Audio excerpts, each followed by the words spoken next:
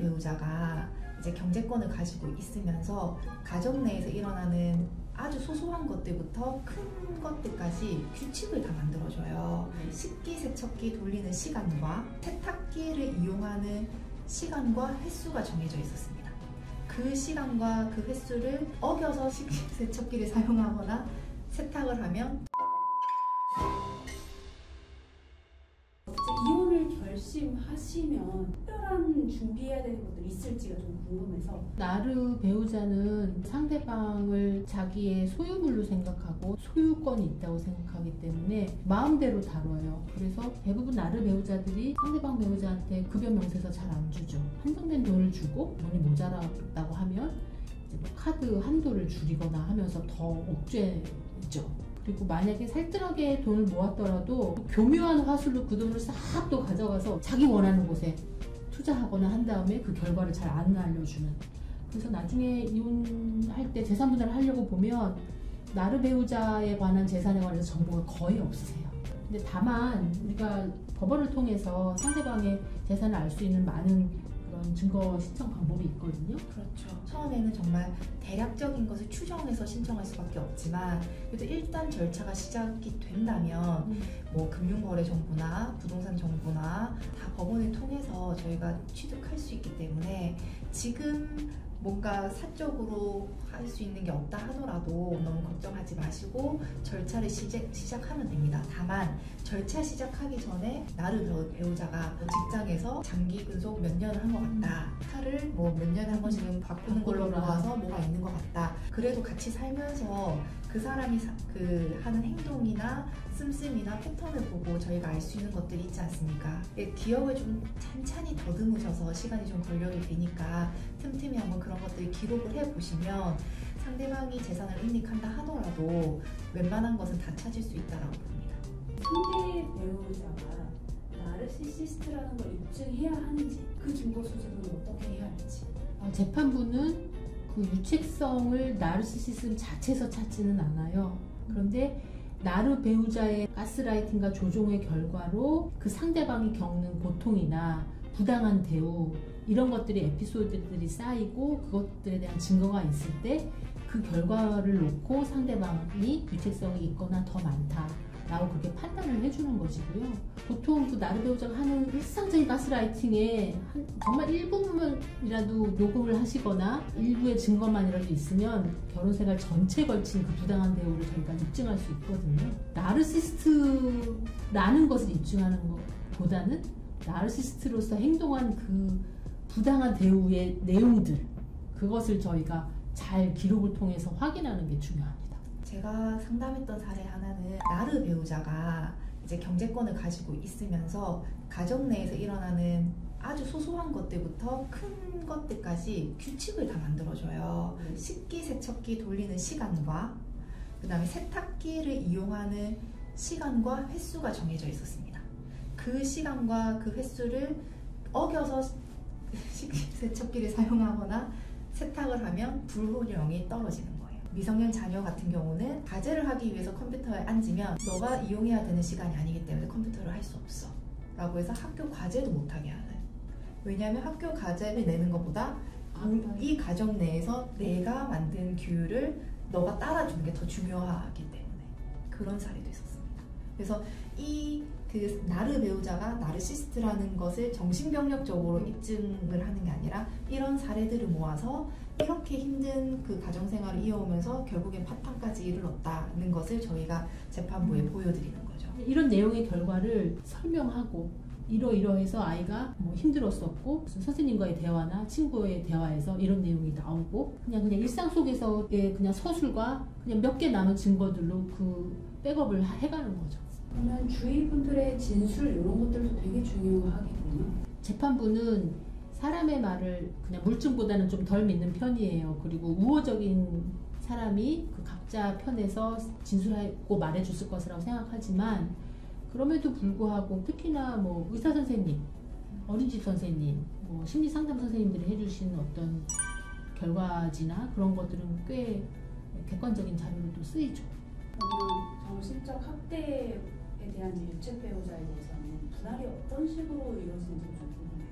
재산 분할에 있어서는 재산 증식에 기여를 얼마나 했느냐가 기본적인 기준이기 때문에 나르 배우자라서 조금 더 엄격하게 기준을 잡고 이런 건 없습니다. 다만 저희 보통 일반적으로 그 이혼 소송을 하면서 금전적인 항목이 된다는 것은 재산 분할, 위자료, 양육비 이렇게 세 가지 항목이 있기 때문에 위자료까지 얹어져서 전체적인 관점에서 그 재산 분할 비율을 정해주시는 경우가 있고, 그렇게 된다면 나르 배우자와 상대방 배우자의 그 경제적인 관념에서 재산 증식에 기여한 정도에서 이제 나르 배우자 때문에 힘들었을 상대방 배우자의 기여도를 좀 더 높여주는 식으로 그 판단을 받기도 합니다.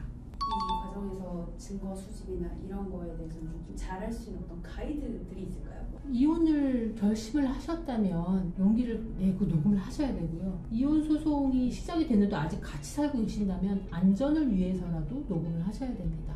모 대형 로펌의 미국 변호사가 아내를 이렇게 때려 죽이고 목 졸려서 살해한 그 사건도 그 나르 배우자의 상대방인 그 피해자 아내가 나르 배우자를 상대로 소제기하고 나서 약 한 달 뒤였어요. 그러니까 소제기하고 소장이 나르 배우자한테 도착해서 나르 배우자가 폭발한 것으로 저는 그렇게 예측되거든요. 나르 배우자가 그를 나르 배우자의 집으로 불렀죠. 그는 너무너무 무서워했을 테니까 녹음을 켜놓고 들어갔죠. 그래서 그 살인의 과정이 전부 다 녹음이 됐잖아요. 그러니 안타까운 일이긴 하지만 어쨌든 나중에 그게 증거로 쓰였다는 것을 생각하면 약간 좀 특이한 상황이 있다 그러면 무조건 녹음을 켜놔야 맞습니다. 그럼 녹음이 가장 결정적인 증거 요소라고 보시는 건가요? 결정적이라서가 아니라 다른 증거가 잘 안 보이는 것도 있는 것 같아요. 아까 말씀드렸던 것처럼 나르 배우자는 외형적으로 봤을 때는 유책성이 안 보여요. 상대방을 교묘하게 조종을 하기 때문에 그래서 사람들이 가스라이팅 얘기를 많이 하는데, 그런 상황에서 저희가 뭔가 문서적인 증거나 또 다른 형태의 증거가 있는지기는 어렵고요. 그래서 나르 배우자와 이혼하기가 힘든 거고요. 유책 배우자라고 해서 이혼 청구를 하는 게 쉽지 않기 때문에, 그래서 일상에서 일어나는 이런 에피소드들이 더 중요하게 되는 것 같습니다. 좀 조언을 드리고 싶은 게, 주변에 이제 상담이라도 좀 받아보셨으면 좋겠습니다. 그게 법률 전문가일 수도 있고, 요즘에는 이제 심리 상담할 수 있는 곳이 워낙 많으니까 그런 분들이 좀 도움을 받아서 내 상황이 내가 극복하면 되는 상황인지 아니면 상대방으로부터 그 문제가 기인하는 건지, 그런 부분도 좀 평소에 좀 체크가 되면 도움이 될 것 같습니다. 이런 이혼 과정에서 받을 수 있는 법적 조치들이 있나요? 아까 그 좀 심각한 사례처럼 그렇게 폭력성이나 물리적으로 뭔가 그 자꾸 유형력을 행사하는 나르 배우자라면 일단 접근 금지가 필수고요. 장시간이라도 어디 다른 거처에 있을 수 있도록 임시 거처에 대한 지원 제도를 이용할 수도 있는 거겠죠. 네.